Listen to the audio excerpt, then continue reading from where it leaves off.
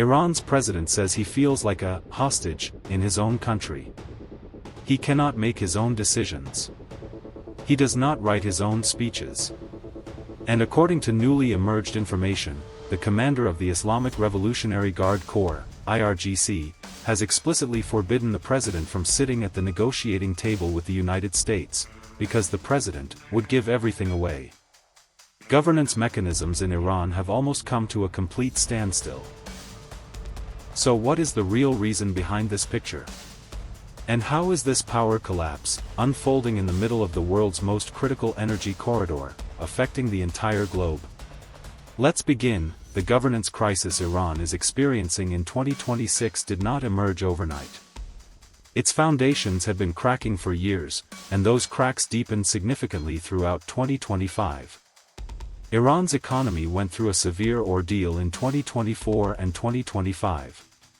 The Rial lost value rapidly. Inflation eroded citizens' purchasing power while the government removed subsidies. Power and gas outages became a daily reality. The situation became so dire that President Masoud Pezeshkian even brought the idea of moving the capital from Tehran to another city into public discussion. Public trust in state institutions had fallen to its lowest level in history. In July 2025, Mojtaba Khamenei's son was involved in a 12-day confrontation with Israel, which resulted in serious damage to Iran's nuclear infrastructure. This development further intensified both security concerns and economic uncertainty. In September 2025, the United Nations reimposed its sanctions mechanism, freezing Iran's overseas assets and suspending arms-related transactions. In this environment of heavy economic pressure, social tensions became inevitable. In the final days of December 2025, local protests that initially began with shopkeepers voicing economic grievances quickly evolved into a widespread popular movement that spread to all 31 provinces of Iran within weeks. University students, workers, middle-class representatives, and even segments previously considered close to the regime took to the streets. Slogans such as "Death to the Dictator," "Neither Gaza nor Lebanon," "My life is for Iran," and "This murderous system has held us hostage for 47 years," echoed across the country. In early January 2026, security forces intervened. The internet was completely cut off. ATM machines were disabled. International phone calls were blocked. According to data cited by Britannica, internal reports from Iran's Ministry of Health indicated that at least 30,000 protesters were killed in the first 48 hours alone. These figures sent shockwaves through the international community, leading the European Union and several other international organizations to designate the Revolutionary Guard Corps as a terrorist organization. The regime survived, but the social foundation was completely shaken. And soon after, external pressure converged with internal fragility. February 28, 2026, became a breaking point for Iran's governing structure. On that day, the United States and Israel launched a coordinated operation against Iran. In this operation, Ali Khamenei, the highest religious authority since the founding of the Islamic Republic, was killed.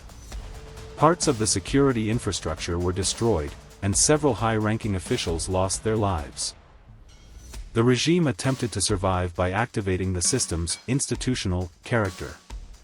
A temporary leadership council was formed consisting of the president, the head of the judiciary, and a cleric from the Guardian Council. The assembly of experts had to meet in a secret location because the hall where they normally convened in calm had been bombed. The Revolutionary Guard Corps played a decisive role in this process.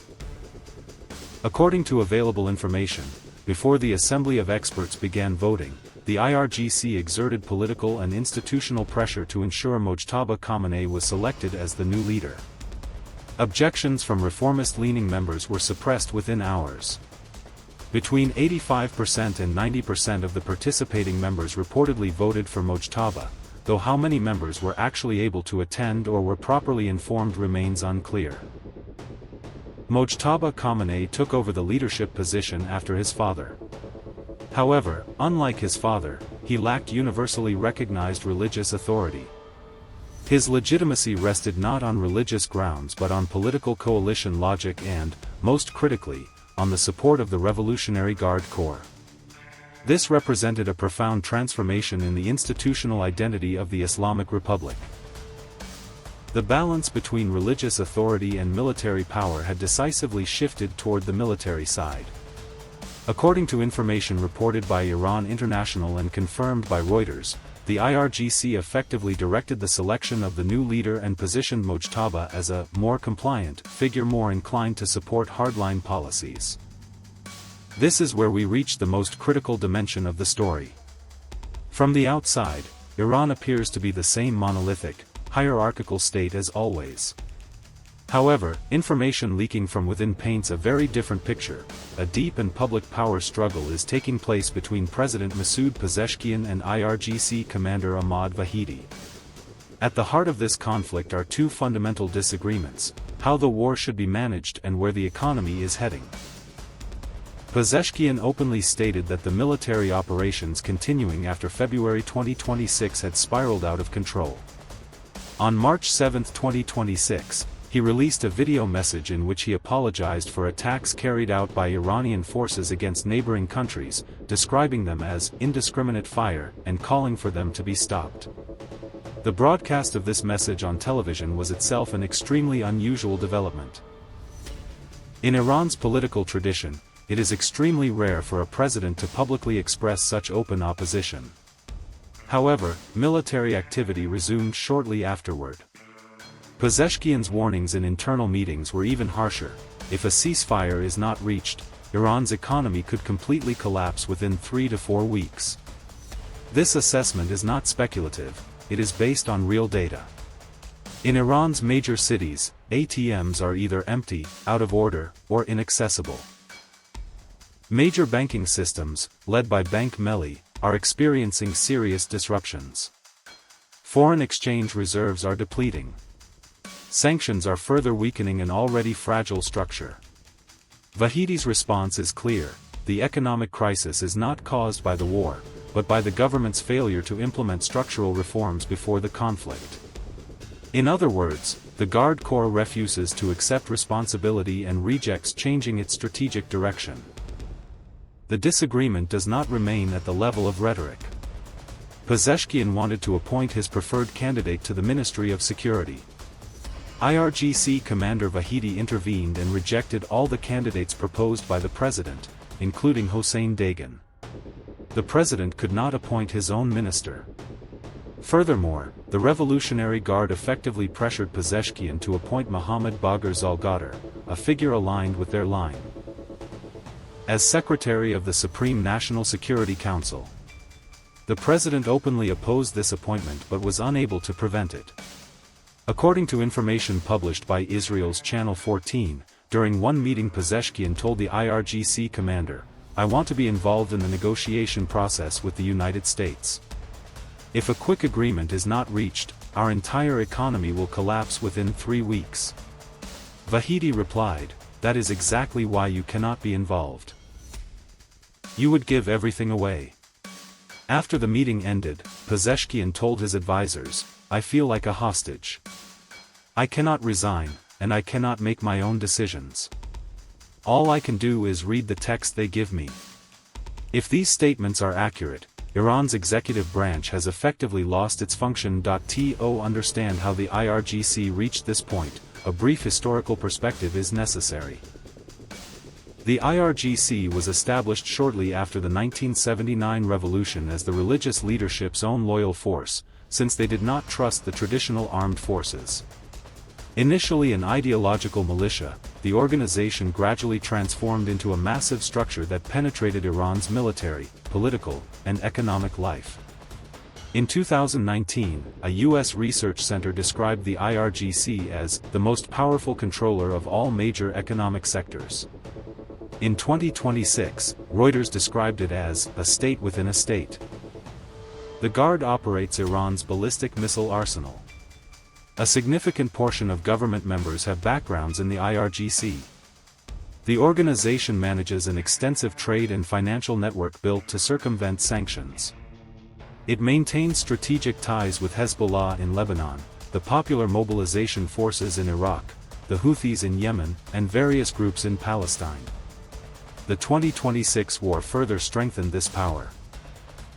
With many high-level figures in the official political leadership killed or forced to withdraw during the operations, actual governance increasingly fell under IRGC control. Mojtaba Khamenei's selection as leader only made this picture clearer. Religious leadership is now represented by a figure approved by the Guard. When examining the organization's actions during the war, it becomes evident that strategic calculations operate independently of economic pressure. Tanker traffic in the Strait of Hormuz, vital for oil exports, was brought to a halt. Attacks on neighboring countries continued despite Pezeshkian's order on March 7 to stop them. The president was excluded from the negotiating table. According to analysts, the IRGC's logic in this process is as follows. If someone who is concerned about the threat of economic collapse sits at the negotiating table, major concessions will be made too early, endangering the organization's institutional existence. Therefore, negotiations must not proceed uncontrollably, and actors excluded by the IRGC must not be involved. Understanding what Washington and Jerusalem calculated when launching the operation against Iran is crucial to correctly evaluating the ongoing process. At the beginning of the operation, Trump directly addressed members of the Revolutionary Guard, offering full immunity in exchange for laying down their weapons. To all members of the Revolutionary Guard, the armed forces, and the police, I say this: lay down your weapons and receive full immunity, or face certain death. Trump also framed the operation as a moment of liberation, and predicted that the removal of the religious leadership would trigger the collapse of the system. However, this prediction did not materialize as expected. The IRGC's institutional resilience proved stronger than anticipated. The organization was designed to continue functioning even if top leadership was lost. Its military command structure was built to minimize dependence on the political center. For the Revolutionary Guard, Trump's demand to lay down arms and surrender would mean the end of its structural existence. Therefore, submission was not an option. On the external pressure and internal opposition may not push the Guard toward collapse, but instead make the system even more closed, more paranoid, and less open to negotiation. The regime interprets every internal dissenting voice as foreign provocation and responds accordingly.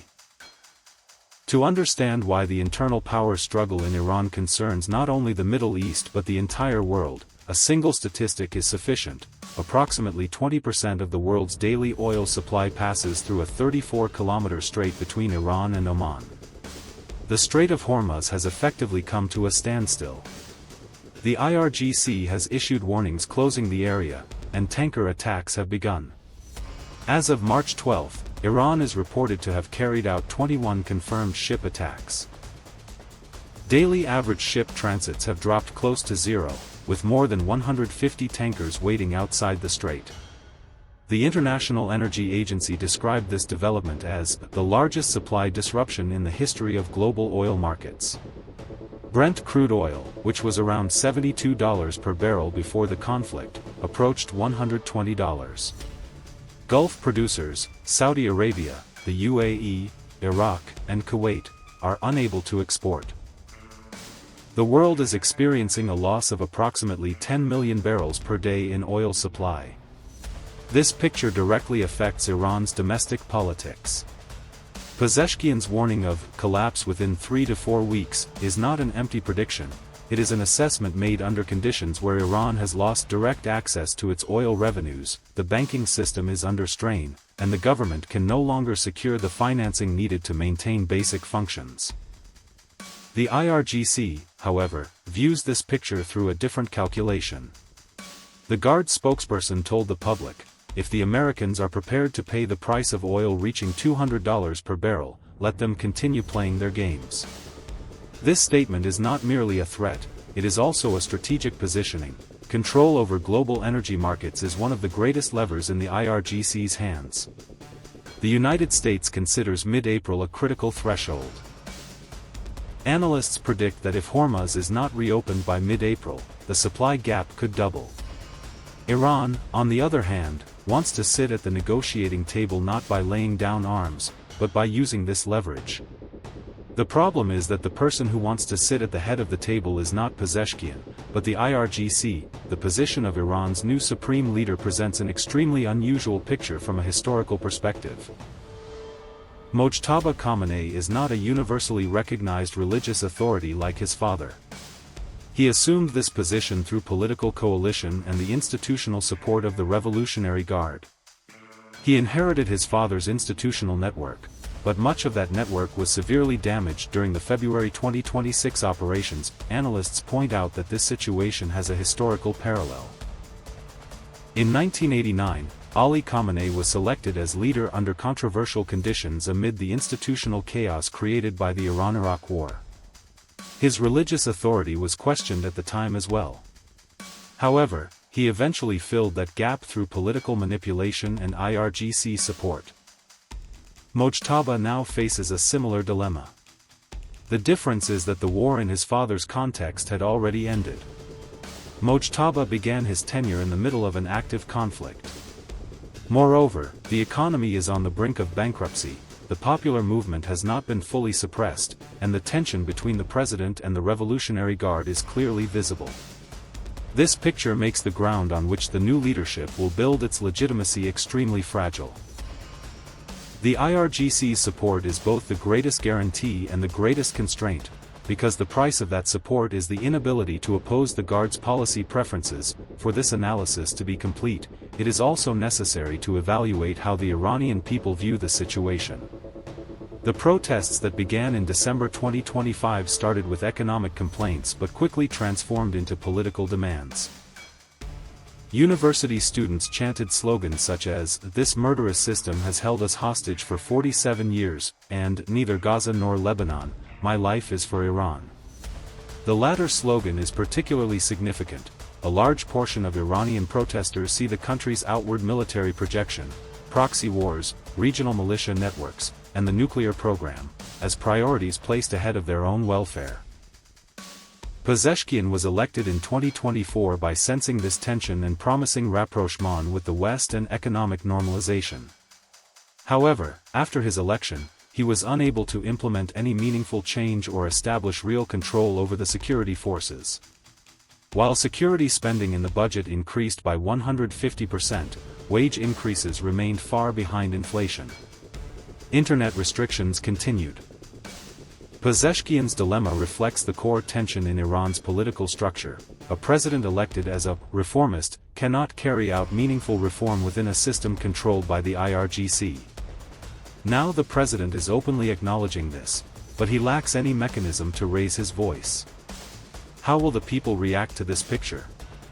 They will likely either withdraw into silence, having learned the extremely high cost of street politics, or wait for the buildup of uncertainty. In both scenarios, the regime's social base of legitimacy continues to narrow. Section 9, Strategic Conclusion. What will determine the course of this conflict? Iran's internal power struggle can evolve in different directions depending on the trajectory of several key variables. The first variable is the Hormuz issue. If the Strait is not reopened by mid-April, global energy markets will enter a deeper crisis period. This will both increase external pressure and further strain Iran's internal economic resilience. Pezeshkian's 3 to 4 weeks warning is beginning to run out. The second variable is the dynamics of negotiation. The IRGC wants to keep the president out of the negotiation process. However, can the Revolutionary Guard sit at the negotiating table on its own behalf? In international law and in the U.S. position, the IRGC is recognized as a terrorist organization. This status creates a fundamental obstacle in any official negotiation framework. The third variable is the speed of economic collapse. In a country where ATMs are empty, the banking system is disrupted, and foreign exchange reserves are depleting, when public confidence falls below a certain threshold, pressure on governance mechanisms increases dramatically. How close is Iran to this threshold? There are no official figures, but if the president's statements are accurate, it is extremely close. The fourth variable is the IRGC's internal cohesion. The organization appears closed and hierarchical from the outside, but in an environment of economic collapse, how will mid-level personnel behave? To what extent will different factions within the Revolutionary Guard act in harmony? This is the variable on which external actors have the least reliable data. The fifth variable is the role of the exiled opposition. Figures such as Reza Pahlavi are calling on their supporters to be ready to act. The domestic popular movement has been suppressed, but not completely eliminated. In an environment where external pressure and internal tension intensify simultaneously, how these dynamics will converge is unpredictable. The situation in Iran can be summarized in one sentence: the presidency is losing its function, the Revolutionary Guard is seizing actual control, and this process is being accelerated by both external and internal vulnerabilities. What this scenario means for Iran is debatable. Some analysts argue that the system will survive thanks to its institutional resilience, just as it has emerged from every crisis since 1979. Others argue that this is an unprecedented conjunction in which economic collapse, external pressure, and internal legitimacy erosion are occurring simultaneously, potentially pushing the system toward an unexpected breaking point. For the world, the result is clear. The uncertainty over control of the Strait of Hormuz is creating direct and ongoing effects on global energy security, supply chains, and inflation dynamics. Iran's internal governance crisis has become a variable that influences how oil prices, food costs, and central bank decisions are shaped even in distant countries. This power struggle between the Revolutionary Guard and the president is not merely an internal Iranian matter. Its outcome will be one of the decisive factors shaping the global security and economic landscape of 2026.